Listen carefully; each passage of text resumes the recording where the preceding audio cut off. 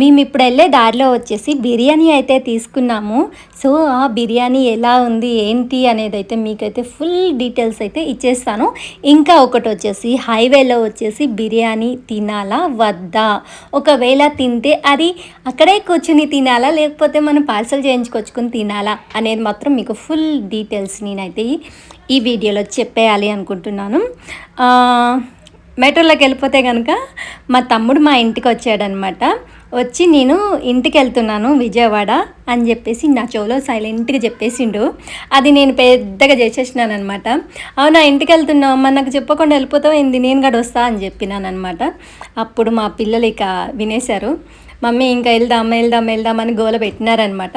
ఇంకా సరేనని చెప్పేసి ఒక 15 నిమిషాల్లో అయితే బ్యాగ్ అయితే సర్దేసేసుకున్నాను. ఎవరికైనా ఇల్లు అంటే ఎంత ఇష్టం ఉంటుంది కదా, పుట్టింటికి పోవాలంటే. సో అందుకే నేను 15 నిమిషాల్లో వాళ్ళ కోసం పులిహార చేసేసినాను. తర్వాత వచ్చి గబా ఇల్లు అయితే మొత్తం సర్దేసినాను. మా ఆయనతో అయితే చెప్పేశాను ఇంటికి పోతున్నా అని చెప్పి. అమ్మ ఇల్లు అంటే ఎక్కడ లేని ఆనందం వచ్చేస్తుంది అని చెప్పేసి అన్నారనమాట మా ఆయన. ఇంకా సరే అని చెప్పేసి చక్కగా బయలుదేరేసాము. పిల్లలు, నేను, తమ్ముడు. సగం దూరం వచ్చినాకైతే కనుక, అంటే సగం దూరం అంటే ఇప్పుడు మనకి హైదరాబాద్ ఎండింగ్లో వచ్చేస్తాం కదా. సో అక్కడ వరకు వచ్చినప్పుడు అయితే మా చిన్నోడు పుచ్చకాయ కావాలనేసరికి సర్లే అని చెప్పేసి వెళ్ళి మా తమ్ముడు 2 పుచ్చకాయలు అయితే కొంటున్నాడు. పుచ్చకాయలు పాపం మగపిల్లలు కదా, వాళ్ళకేం తెలుస్తాయి ఎలా ఉంటాయి ఏంటి అనేది. ఎప్పుడైనా సరే ఆడవాళ్ళే వెళ్ళి తీసుకోవాలి. ఏదైనా తీసుకోవాలంటే మగపిల్లలకి ఏం తెలియదు అనమాట. వాళ్ళు అక్కడ ఏది ఇస్తే వీళ్ళు అది తీసుకుని డబ్బులు ఇచ్చేసి వచ్చేస్తారనమాట. సో ఇక్కడ కూడా అదే జరిగింది. ఒక పుచ్చకాయ అయితే చాలా చాలా బాగుంది, ఇంకో పుచ్చకాయ అయితే అస్సలు బాగాలేదనమాట, వేస్ట్ అయిపోయింది. తర్వాత వచ్చేసి సపోటాలు కూడా తీసుకున్నాడు. ఎంత అంటే 2 కేజీలు వచ్చేసి 150 రూపాయలకి అయితే తీసుకున్నాడు. సో దాంట్లో ఎన్ని కాయలు బాగున్నాయి అంటే చెప్పేస్తాను. 2 కేజీల్లో వచ్చేసి దగ్గర ఒక 13-14 కాయలు అంతే. అంతకు మించి ఇంకేమీ బాగాలేదనమాట. మొత్తం మెత్తపడిపోయినాయి, ఏమంటారు డాట్స్ వచ్చేసినాయి, గట్టిగా ఉన్నాయి. సో అట్లా అయితే జరిగిందనమాట.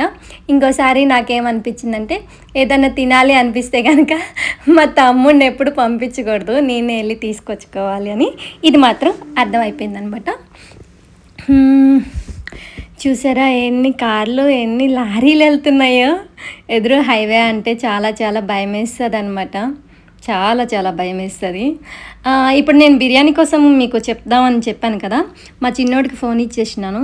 వెళ్ళి నాన్న నువ్వు వీడియో తీసుకుని రా నాన్న, నేను కార్లో నుంచి రాలేను బయటికి అని చెప్పి. ఎందుకంటే ఫుల్ ఎండ్ ఉంది బయట, వాడు కూడా వెళ్ళొద్దు అంటే వెళ్ళిండు. తర్వాత సర్లే అని చెప్పి వీడియో తీసుకుని వచ్చాడనమాట.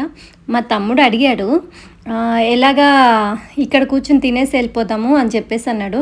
మా పెద్దోడేమో వద్దు మమ్మీ నేను కూర్చోను కార్లోనే తింటాను అని చెప్పేసి అన్నాడు అనమాట. ఇంకా మా పెద్దోడు అట్లా చెప్పిండు అని చెప్పి అది ఏమంటారు పార్సల్ అయితే తీసుకున్నాము. పార్సల్ అయితే ఒక 2 మినిట్స్లోనే ఇచ్చేసారనమాట. పార్సల్ అది రెడీగానే ఉంది అని చెప్పేసి ఇచ్చేసారనమాట. చూసారా హోటల్ అయితే చాలా చాలా బాగుంది, కొద్దిగా పెద్దగానే ఉంది. చాలా హోటల్స్ వచ్చినాయి. మా తమ్ముడు అక్కడ ఏమొద్దు, ఎక్కడ బాగోదు, ఇక్కడే బాగుండిద్ది అని చెప్పి మరీ తీసుకుని వెళ్ళిండు ఆ హోటల్కి. తర్వాత పార్సల్ తీసుకుని వచ్చినాక ఏం జరిగిందంటే, ఇంకా వచ్చినాక బిర్యానీ తీసి అయితే ఒక ప్లేట్లో అయితే వేసాను. ఒక ప్లేట్లో వేసుకుని తిందామని చెప్పేసి ఒకసారి ఇట్లా నోట్లో ఒక్క ముద్ద అయితే పెట్టినా అనమాట. మొత్తం వచ్చేసి సర్దిపోయింది బిర్యానీ అయితే. ఏమంటారు అది చికెన్ పీసెస్ కూడా వచ్చి అది మొత్తం జిగురుగా ఉంది అస్సలు. బామో మళ్ళీ దాన్ని తీసుకుని 350 అయితే తీసుకున్నారు బిర్యానీకి.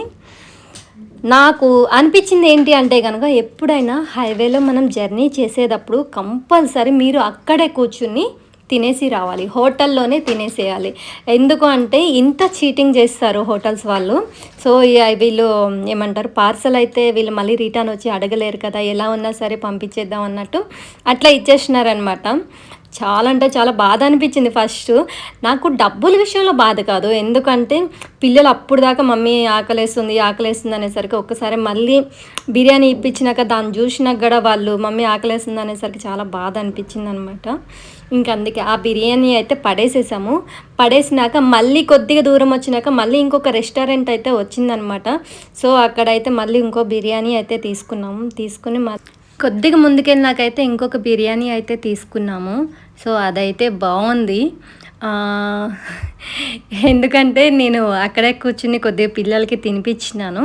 తర్వాత వచ్చేసి మా తమ్ముడైతే ఇంకా పార్సల్ తీసుకున్నాడు. వాడు కార్లోనే కూర్చుని తిన్నాడు. ఎవరైనా ఎప్పుడైనా ఇట్లా జర్నీస్ చేసేటప్పుడు మాత్రం మీకు ఎప్పుడైనా ఆకలి అనిపిస్తే కనుక హోటల్లోనే కూర్చుని చక్కగా తినేసి చేయి కడుక్కొని చక్కగా మంచిగా వచ్చేసి కార్ ఎక్కేసి హ్యాపీగా వెళ్ళిపోండి.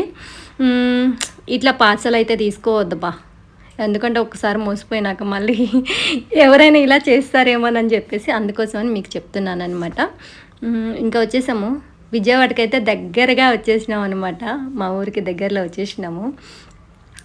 ఎప్పుడైనా సరే జర్నీస్ చేసేటప్పుడు మాత్రం ఒక్కటైతే ఖచ్చితంగా చెప్పాలి అనుకుంటున్నాను. పెద్ద పెద్ద వెహికల్స్ ఉంటాయి కదా, సో దాని పక్కన నుంచి అయితే అస్సలు వెళ్ళొద్దు. ఎందుకంటే అవి ఎప్పుడు పడిపోతాయో ఏం జరుగుతుందో అన్నది మనకి తెలియదు కాబట్టి సో పెద్ద వెహికల్స్ పక్కన అయితే కొద్దిగా వెళ్ళొద్దు. ఇంకా ఒకటి వచ్చేసి ఫాస్ట్ డ్రైవింగ్ అయితే అస్సలు చేయొద్దు. ఇంకా ఒకటి వచ్చేసి పిల్లలు ఉన్నప్పుడు మాత్రం ఖచ్చితంగా స్లోగానే వెళ్ళాలి.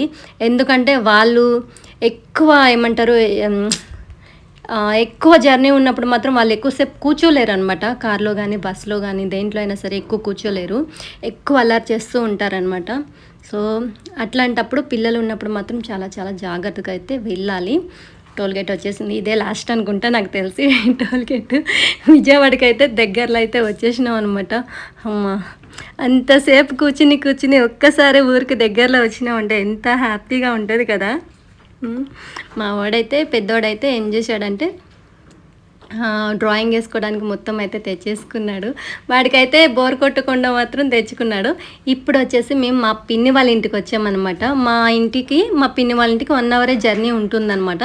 సో మేము కూడా వస్తాము, ఇటు నుంచి వచ్చేయండి, అందరం కలిసి వెళ్ళిపోదామంటే ఇక్కడికైతే వచ్చాము. వచ్చినాక ఏం జరిగిందో తెలుసా, మా పిన్ని మా కోసం వేడిగా చికెన్ ఫ్రై, టమాటా చారు, పెరుగు, గీదల దగ్గర పెరుగు కదా వాళ్ళది, అంటే కల్తీ ఉండదు పాలు. సో పెరుగు మంచిగా వేసి పెట్టిందనమాట. కడుపు నిండా తిన్నాం. తర్వాత గీదల దగ్గరికి అయితే వచ్చాము. వీళ్ళ కోళ్ళు చూడండి ఎంత పెద్దగా ఉన్నాయో, నాటుకోళ్ళు అనమాట.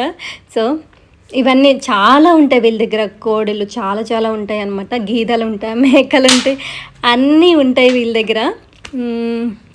ఇంకా చక్కగా అన్నం తిన్నాము. మొత్తం వీడియోస్ అయితే బాగా తీసుకున్నాను నేను.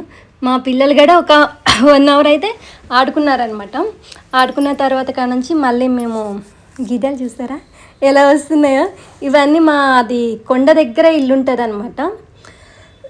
మా పిన్నోళ్ళది కొండ దగ్గర ఇల్లు ఉంటుంది, చక్కగా ఉంటుంది. ఇక్కడ ఏమంటారు చెరువు కనిపిస్తుంది కదా, సో ఎవరైనా చనిపోతే కనుక ఇక్కడే కాలుస్తారు. ఇది స్తంభలేక కనిపిస్తుంది కదా, అక్కడే కాలుస్తారనమాట.